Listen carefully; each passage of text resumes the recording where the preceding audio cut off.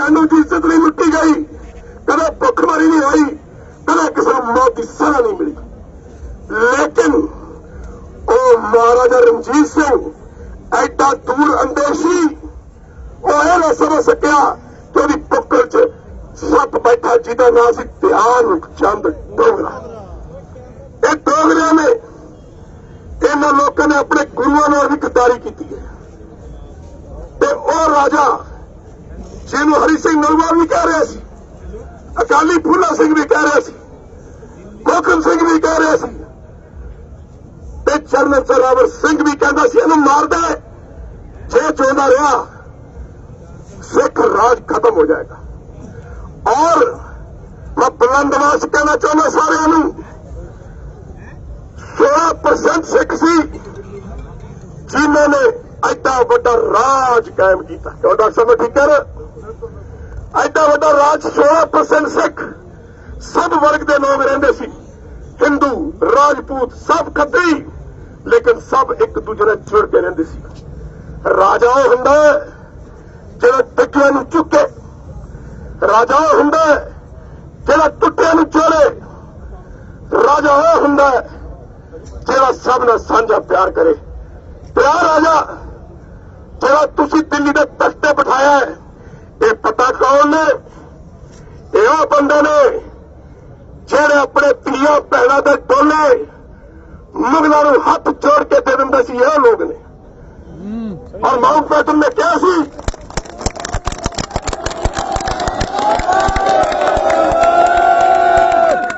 असी इन्हां ते राज कीता, सानू पता है लताड़ी हुई कौम, गुलाम कौम जिहड़ी सदियां तो गुलामी कटदी होवे, ਉਹਨੂੰ ਵੋਟਾਂ ਦੇ ਕੇ ਰਾਜ ਗੱਦੀ ਤੇ ਬਿਠਾਓਗੇ, ਫਿਰ ਉਹ ਜੁੱਤੀ ਚ ਪਾਣੀ ਪਿਆਉਣਗੇ ਜਿਵੇਂ ਪਿਆਈ ਜਾਂਦੇ।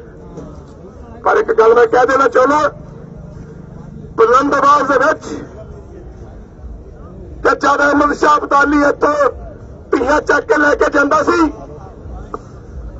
ਅਹਿਮਦ ਸ਼ਾਹ ਅਬਦਾਲੀ ਦੇ ਪੰਜਾਬ ਚ ਟਕੇ ਟਕੇ ਸਿਰ ਵਿਕਦੀਆਂ ਸੀ। ਠੀਕ ਹੈ ਡਾਕਟਰ ਸਾਹਿਬ, ਸਾਡੇ ਲੀਡਰ ਉਹ ਟਕੇ ਸਿਰ ਵਿਕਦੀਆਂ ਸੀ। ਸਾਡੇ ਲੀਡਰ, ਸਾਡੇ ਰਹਿਨੁਮਾ, ਸਾਡੇ ਪੰਜਾਬ ਦੀ ਧਰਤੀ ਦੇ ਕਸਮਾਂ ਖਾਣ ਵਾਲੇ ਲੀਡਰ, ਉਹ ਦਿੱਲੀ ਦਰਬਾਰ ਦੀ ਬੋਲੀ ਲੱਗਦੀ ਹੈ ਉਹਨਾਂ ਦੀ ਕਿੰਨੀ?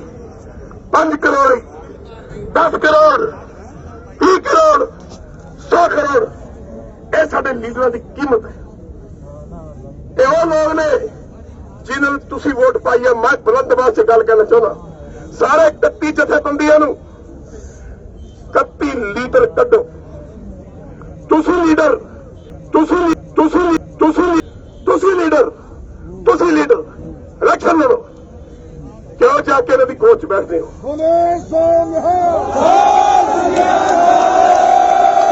ਜੇ ਪੰਜਾਬ ਬਚਾਉਣੇ, ਪੰਜਾਬ ਦਾ ਨਵਾਂ ਸੂਰਜ ਚੜਾਉਣੇ, ਮੈਂ ਅੱਜ ਫੇਰ ਬੁਲੰਦਵਾਸ ਕਹਿ ਕੇ ਜਾ ਰਿਹਾ, ਪੁੱਤਰ ਨਵਜੋਤ ਸਿੰਘ ਸਿੱਧੂ, ਤੈਨੂੰ ਕਸਮ ਹੈ ਧਰਤੀ ਮਾਂ ਦੀ, ਤੈਨੂੰ ਕਸਮ ਹੈ ਪਿਓ ਦੀ ਜਿਹਨੇ ਸਾਰੀ ਜ਼ਿੰਦਗੀ ਤੇਰੇ ਨਾਲ ਕੱਟੀ ਹੈ।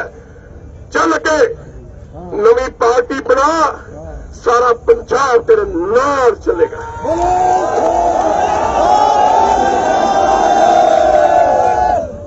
ਔਰ ਉਹਦੇ ਨਵੇਂ ਰਹਿਨੁਮਾ, ਨਵੇਂ ਲੀਡਰ ਤੁਹਾਡੇ ਵਿੱਚ ਹੋਣਗੇ। ਤੁਸੀਂ, ਮੈਂ ਕਿਸੇ ਨੇ ਮੈਨੂੰ ਐਮਐਲਏ ਮਿਲਿਆ, ਉਹ ਫਲਾਣੇ ਨੇ ਕਿਹਾ ਜੀ ਮੇਰੀ ਗੱਡੀ ਜਾਂਦਾ ਸੀ, ਮੈਨੂੰ ਇਲੈਕਸ਼ਨ ਲੜਾਈਆਂ ਫਲਾਣਾ ਕੀਤਾ, 50 ਲੱਖ ਰੁਪਏ ਖਰਚਦਾ, ਤੇ ਮੈਂ ਕਿਹਾ ਇਹਦੇ ਚੋਂ 25 ਆਪੇ ਖਰਚੇ ਹੁੰਦਾ, ਐਮਐਲਏ ਤੂੰ ਹੁੰਦਾ।